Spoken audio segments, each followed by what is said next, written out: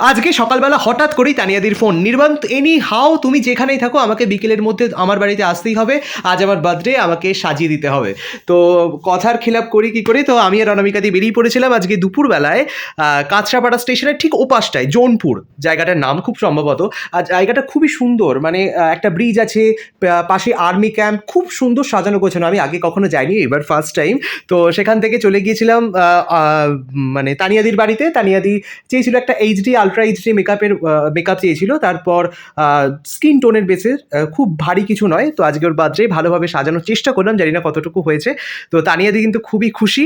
তো একটা চেয়েছিল শাটলের উপর একটা খুব হালকা একটা আই শ্যাডো, তার সঙ্গে একটা ডার্ক লিপস্টিক। তো অনেক চেষ্টা করলাম। তো এটা হচ্ছে তানিয়াদির ফুল লুকটা।